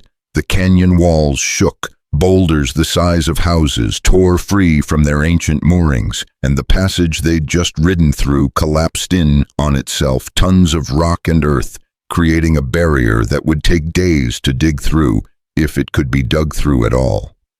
Luke looked back once and saw through the settling dust a wall of stone where the canyon mouth had been, saw no sign of Nalte or his men, no way to know if they'd escaped or been buried. Saw the lights from Dobson's men flickering on the other side, trapped furious but unable to pursue. Keep riding, Taya said, her voice rough with emotion. Don't let their sacrifice be for nothing. They rode through the night, putting distance between themselves and Red Rock, between themselves and Dobson's rage.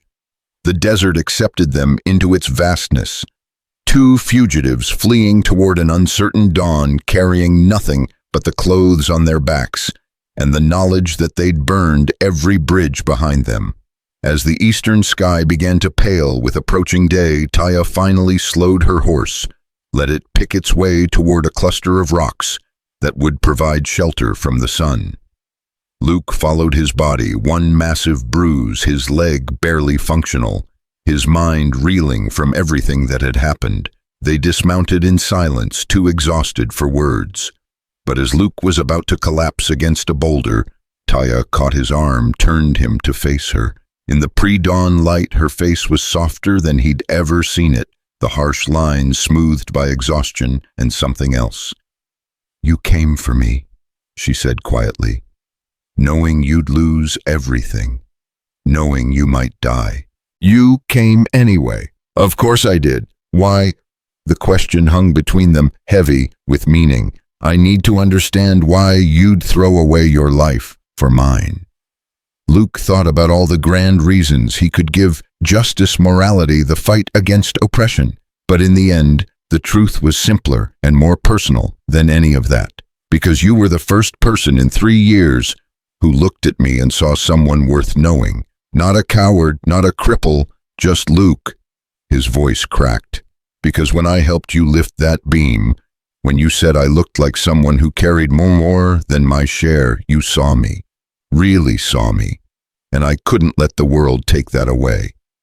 Taya's hand came up to rest over her heart, over the scar she'd earned defending a child during the war. The scar Luke had glimpsed but never asked about, the one that told the story of who she was at her core. Let me touch you there. Luke heard himself say the words from that first night at the forge. The words that had made the whole town laugh. The scar you hide, not to claim, not to fix, just to honor what it cost you. This time there was no laughter.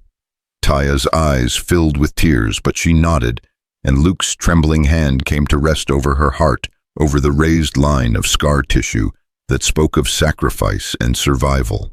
He felt her heartbeat beneath his palm, strong and steady, and knew that whatever came next, whether they found safety or died in this desert, they would face it as equals.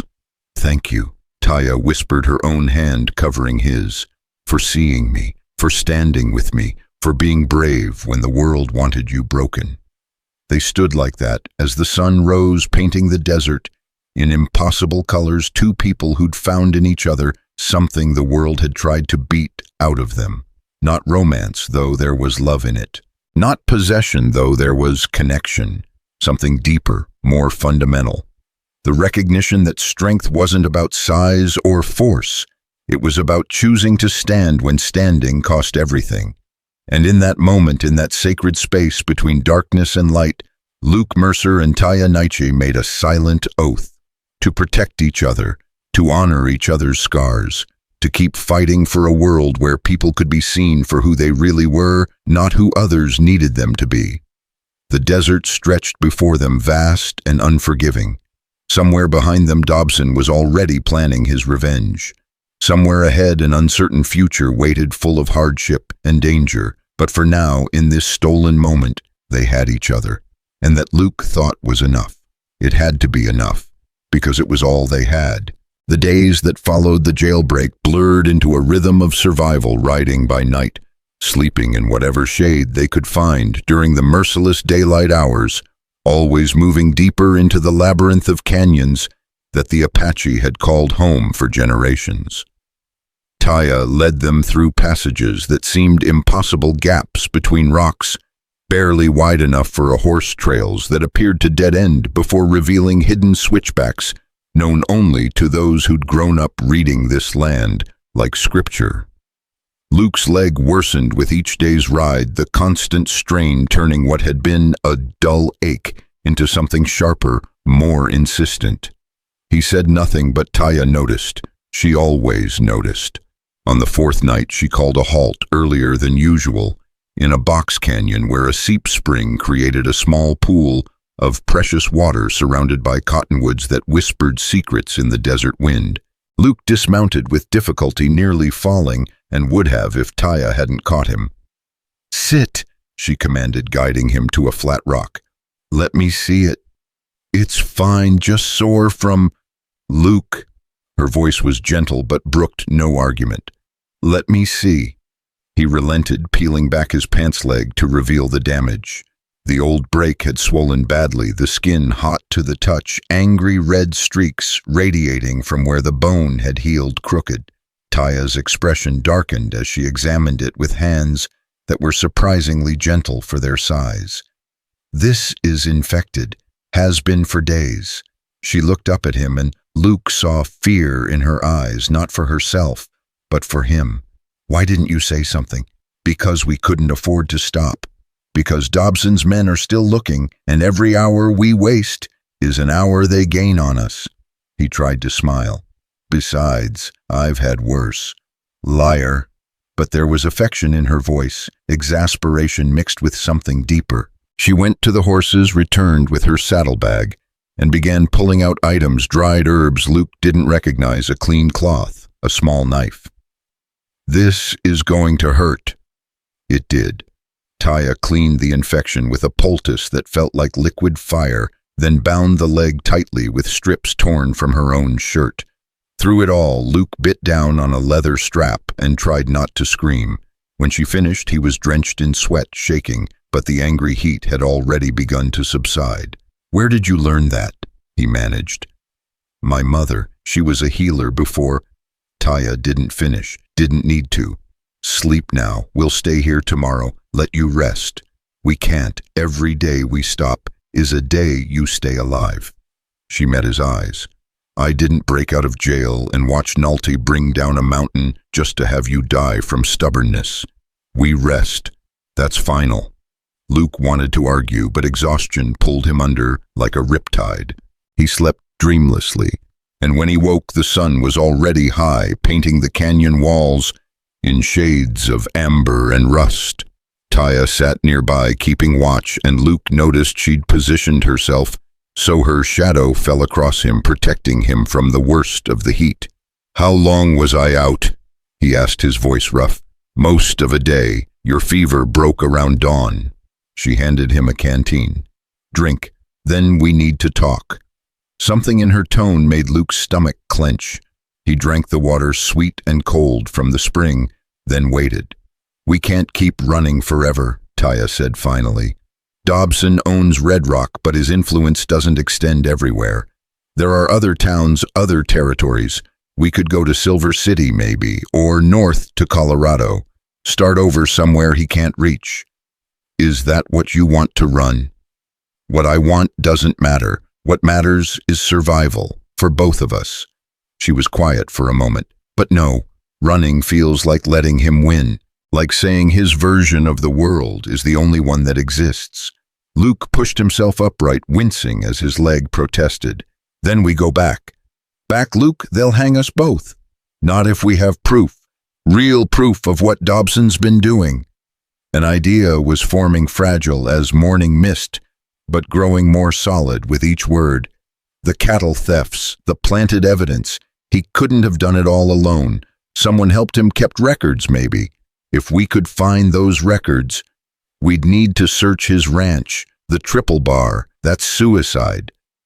Probably, but it's the only way to clear your name, the only way to stop him from doing this to someone else. Luke met her eyes. "I'm tired of running, Taya. Tired of letting fear make my choices. Aren't you?" She laughed, then, short and sharp. "You know what my father used to say? Courage and stupidity look the same until you see how the story ends." But there was something in her expression, something like hope. "If we do this, if we actually try this, we do it smart. We need help. The Apache camps are too exposed. Dobson's men will be watching them." Taya stood paced to the edge of the spring, stared into its depths as if seeking answers in the water. But there might be someone else. Someone who hates Dobson almost as much as we do. She told him about Carson Briggs, the sheriff's brother, a man who'd once owned half the land in the valley before Dobson had bought up his debts and foreclosed, driving him to drink and despair. Carson lived on the edge of the territory now in a ramshackle cabin that overlooked the Badlands, nursing his hatred and waiting for a chance at revenge that would probably never come. "If we could convince him to help," Taya said, "he'd know the triple bar's layout. He and Dobson were partners once before the betrayal, and he's got nothing left to lose." It was desperate. It was dangerous. It was, Luke thought, exactly the kind of long-shot gamble that people with no other options took. "How do we find him?" "I know where he is. Traded with him a few times when he needed smith work done. He's mean when he's drunk, but sober, he's got something like a conscience." She turned back to Luke. "But we go on one condition. If this goes bad, if we're caught or cornered, you run. You save yourself. No heroics." "I can't promise that. You have to. I won't do this otherwise." Her voice cracked slightly. "I've lost everyone I ever cared about, Luke. My family, my tribe, my home. I won't add you to that list. So promise me. If it comes down to it, you choose life, even if that means leaving me behind." Luke stood cross to her despite the protest of his leg and took her hands in his. They were so much larger than his own, scarred and calloused, but they trembled slightly in his grip. "I'll promise you this. I'll do everything in my power to make sure it doesn't come to that choice. But if it does," he squeezed her hands, "then we face it together, both of us standing or neither. That's the only promise I can make." For a long moment, Taya just looked at him, her dark eyes searching his face. Then slowly she nodded. "Together then, stubborn fool. Takes one to know one." They found Carson Briggs 3 days later, exactly where Taya said he'd be, a broken man in a broken cabin surrounded by empty bottles and empty years. But when Taya laid out what they needed, when Luke showed him the scars from Crenshaw's beating and told him about the jailbreak and the explosion, something flickered to life in Carson's eyes. Something that might have been dead for years but wasn't quite gone. Dobson's records. Carson said, his voice rusty from disuse and whiskey. He keeps them in his study. Personal ledger written in his own hand. Every theft, every payoff, every dirty deal. He's too arrogant to destroy the evidence, thinks having it all written down makes him smart. Likes to read it sometimes, remind himself how clever he is. "Can you get us inside?" Luke asked. Carson smiled, and it wasn't a pleasant expression. "I designed that house, built it with my own hands before Dobson stole it. I know every entrance, every weak point, every creaking floorboard." He stood swaying slightly. "When do we go?" "Tomorrow night, during the town council meeting. Dobson never misses it. Too much opportunity to exercise power." Taya leaned forward. "But Carson, if you do this, there's no going back. He'll know you helped us. He'll come for you." "Let him come. Been waiting for that son of a bitch for 5 years. About time we finished what we started." They spent the rest of that day planning with Carson, sketching out the ranch layout, identifying guard positions, working through scenarios, until they had something that might charitably be called a strategy. Luke watched the old drunk transform into someone sharper, more focused, as if purpose was better medicine than any doctor could prescribe. That night, as they camped in the rocks above Carson's cabin, Taya sat beside Luke, close enough that their shoulders touched. They didn't speak for a long time, just watched the stars emerge, one by one, ancient light that had traveled unimaginable distances to reach this moment, this place. "I've been thinking about what happens after," Taya said finally, "if we actually pull this off. If we get the ledger exposed, Dobson survive whatever comes next. And I realize I don't know how to live in a world where people see me as something other than a threat or a curiosity, where I'm just," she struggled for the words, "just a person, someone who works and laughs and maybe even finds peace." Luke understood what she was trying to say, the fear behind it. When you'd spent your whole life fighting, survival became identity. Take away the fight, and what was left? Who were you when you weren't running or resisting or just trying to make it through another day? "I think," Luke said slowly, "that you'd be exactly who you are now. Strong, capable, kind, when the world gives you space to be kind. The fighting didn't make you who you are, Taya. It just revealed what was already there." She made a sound that was half laugh, half sob. "You always know what to say. How do you do that?" "I don't. I just say what's true and hope it's enough." He paused. "What would you do in that world where you got to just be a person?" Taya was quiet for so long that Luke thought she wouldn't answer. Then, soft as the desert wind, "I'd build something. A smithy maybe, or a ranch. Something that lasted, something that helped people instead of just defending against them." She glanced at him. "What about you?" Luke thought about all the towns he'd drifted through, all the temporary shelters and temporary jobs, the life of a man who'd never believed he deserved to put down roots. "I'd stay. Wherever you built your smithy or ranch or whatever it was, I'd stay and help, if you'd have me. If I'd have you." Taya's hand found his in the darkness. "Luke Mercer, you rode into hell to save me. You threw away everything for someone the world told you didn't matter. You think there's any universe where I wouldn't want you beside me."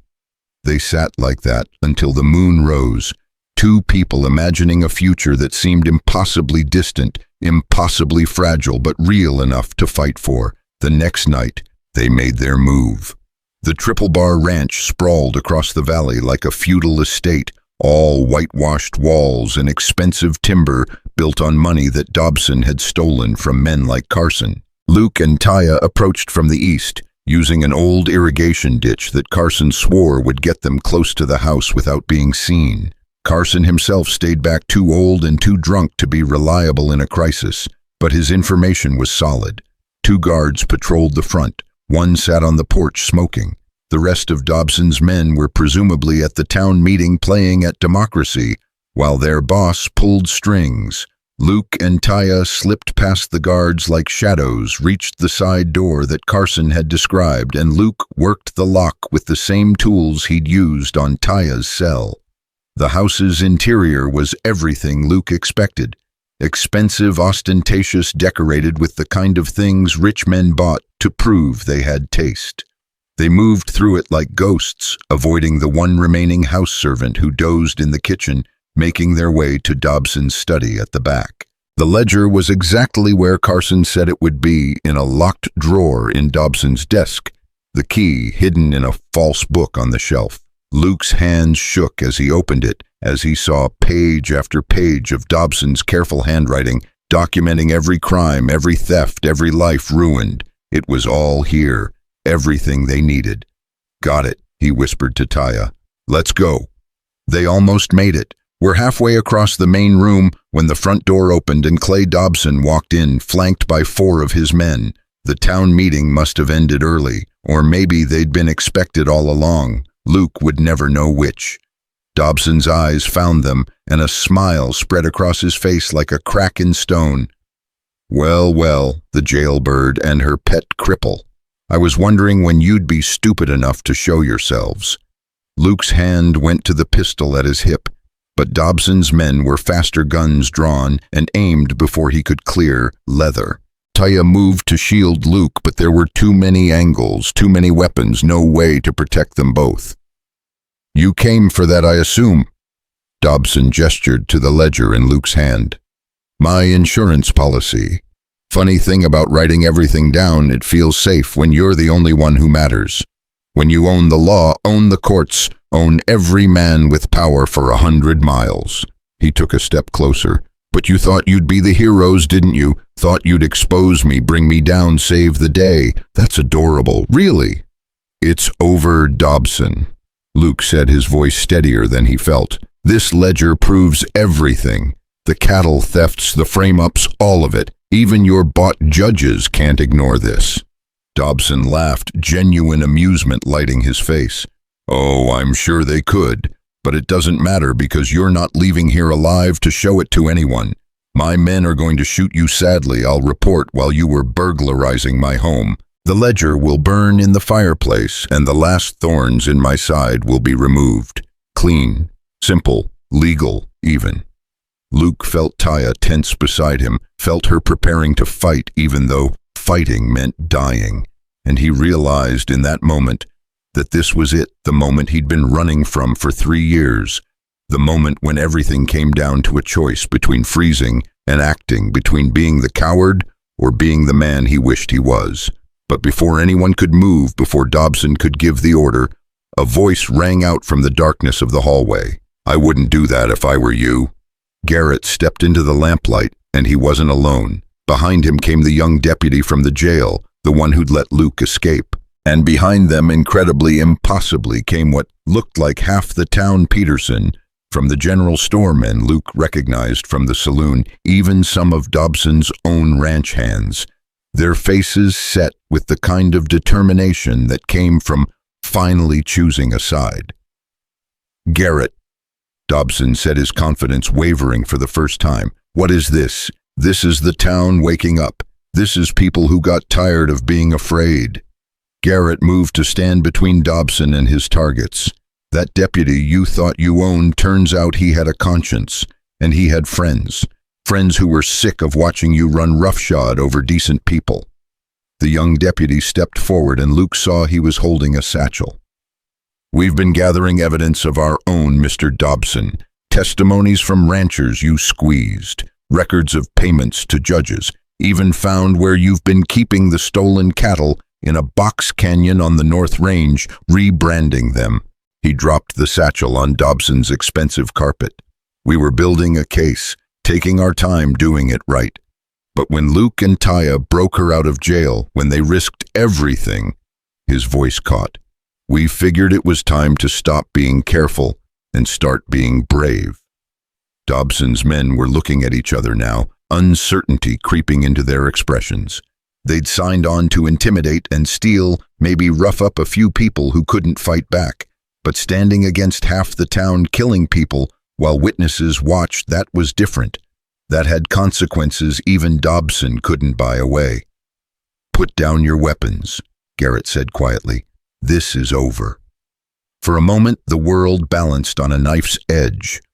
Then one by one, Dobson's men lowered their guns.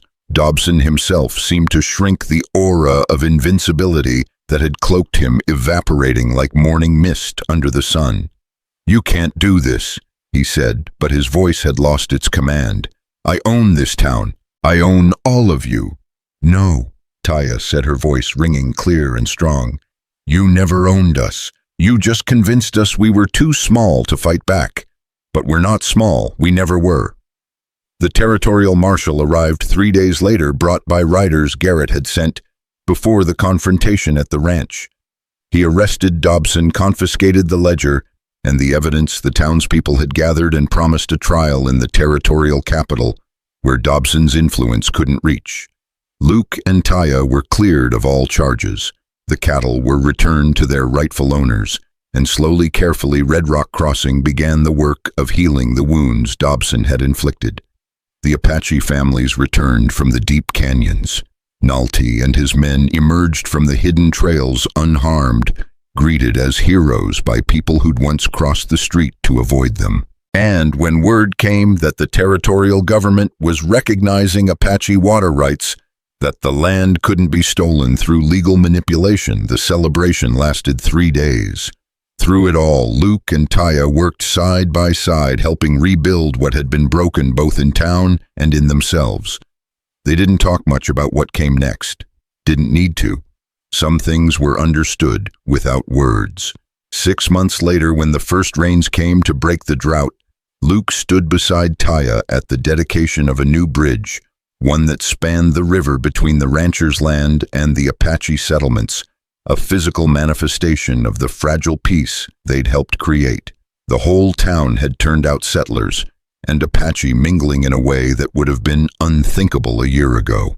Children played in the puddles left by the blessed rain, and somewhere someone had started playing a fiddle, the music floating across the water like a prayer of thanksgiving. Taya stood at the bridge's center, towering over the crowd. Her arm healed from the infection, her face reflecting a peace Luke had never seen there before. The same men who'd once mocked her now nodded with respect as they passed. The women who'd tried to drive her from town brought their children to meet her, to learn from her, to understand that strength wore many faces.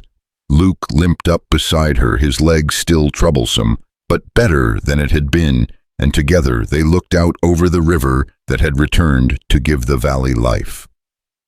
"Guess the joke's on them," Luke said softly, nodding toward the townspeople. They thought strength looked small. Taya smiled, that gentle smile that transformed her stern features into something luminous. "Strength is not size, Cowboy. It's what you choose to lift." She held out her hand, and Luke took it, their fingers intertwining as the river flowed beneath them, carrying away the old hatreds, the old fears, washing clean what had been poisoned for too long. People stopped to watch them. The crippled cowboy and the giant Apache woman, the two who'd stood when standing seemed impossible, who'd touched each other's scars and called them beautiful, who'd proven that redemption wasn't about being perfect, but about being willing to try. And as the sun broke through the clouds, painting the red cliffs in shades of fire and gold, Luke Mercer understood what his father had meant all those years ago. Courage wasn't about not being afraid. It wasn't about being strong or fast or whole. It was about showing up, about choosing to act when action seemed pointless, to hope when hope seemed foolish, to love when love seemed dangerous. It was about touching the scars the world taught you to hide and honoring what they cost. Taya squeezed his hand and Luke squeezed back, and between them passed an understanding that needed no words. They had found something rare in this harsh world, not just survival, but the possibility of flourishing. Not just endurance, but the chance to build something that lasted. Together they turned from the bridge and walked back into town, into the life they'd fought for, into the future they'd earned. And behind them the river sang its ancient song, a reminder that even in the driest desert, even in the darkest night, water would eventually return to those who had the courage to wait, to fight, to believe. Sometimes redemption came not from fighting harder, but from touching the scars the world taught us to hide, and in that touching, in that moment of vulnerable recognition, finding the strength to stand again. Luke and Taya had found that strength in each other, and in finding it they'd shown an entire town what was possible when people chose compassion over cruelty, understanding over fear, and standing together over standing alone. The desert had tested them, broken them, and in the breaking revealed what they were truly made of. Not weakness, not failure, but the kind of courage that only comes from knowing what it means to fall and choosing to rise anyway. And that Luke thought as he walked beside his friend, his ally, his equal, was the only kind of strength that truly mattered.